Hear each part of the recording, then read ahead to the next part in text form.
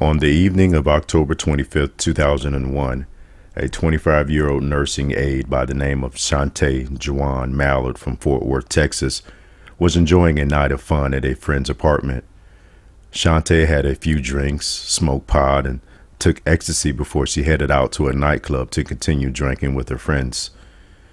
Chante left the club at about 3 a.m. and started driving back to her home when she accidentally hit a man.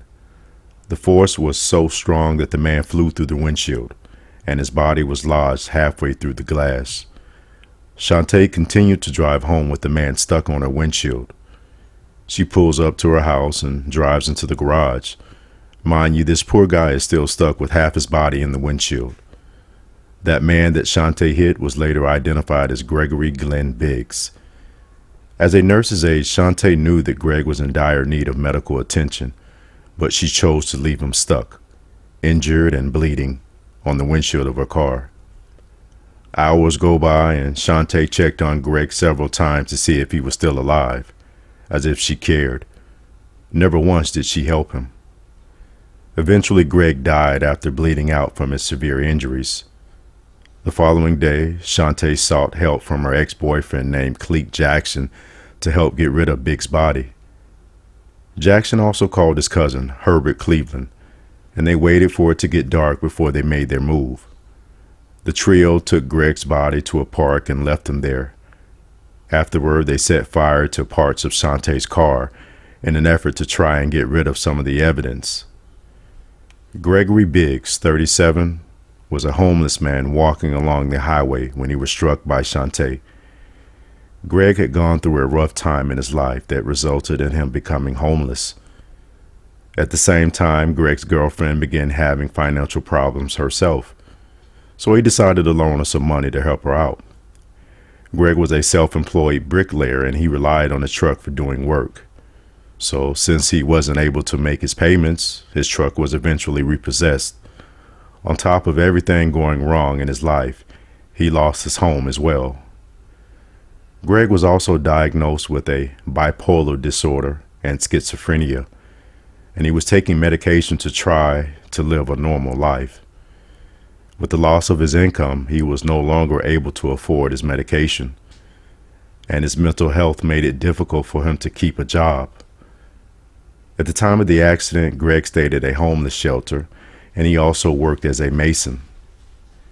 Greg's mother said that her son was on the way to getting his life back on track when he died. He was on the upswing. He was getting back to a good life, she said. Greg's body was discovered on October 27, 2001 at Cobb Park in Fort Worth, Texas. Greg's shoes and socks were missing, and his injuries led detectives to believe that he was a victim of a hit and run. Blood wasn't present at the scene, which indicated that Greg's body was moved from the scene of the crime. An autopsy was performed on the body, and the medical examiner concluded that Greg died several hours after he was hit. There was a long period of time before he died. The autopsy also showed that Greg's left leg had almost been amputated, which resulted in severe blood loss and eventually his death. His cause of death was listed as multiple traumatic injuries sustained in an auto-pedestrian collision, and the manner of death was homicide. Detectives had no idea who was responsible for Greg's death until they received a tip 4 months later. A woman contacted police and said that Chante Mallard talked about the incident at a party. The caller said that the group was deciding about who would be the designated driver when Chante giggled and stated she couldn't use her car because she hit this white guy. A search warrant was obtained based on the information from the tipster, and detectives headed to Chante's house to arrest her, where she quickly confessed to the crime. There was also pieces of evidence found in her home, including the damaged car in her garage with the seats missing, stains on the floorboard of the vehicle, car seats burnt in the backyard, and a pool of blood on the garage floor. Initially, Chante was charged with failing to stop and render aid, but the charges were later changed to murder and tampering with evidence after the results of Greg's autopsy came out. The two men who helped Chante dispose of Greg's body, they were also charged with tampering with evidence. Chante's attorney, Mike Heskell, said that his client isn't a monster. She just made a bad decision. She was simply frightened, emotionally distraught young woman who had an accident, panicked, and made a wrong choice. Chante was charged with murder because she could have prevented Greg's death. During the trial, the medical examiner testified in court that Chante's act of continuing to drive the car after the accident further aggravated Greg's injuries. He also stated that attempting to pull him out would have worsened his condition. It's in his opinion that leaving Greg inside the garage without getting help contributed to his death.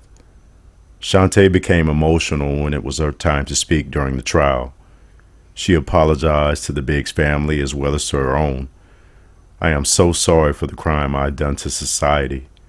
I really am very sorry," she said. The jury deliberations took less than an hour.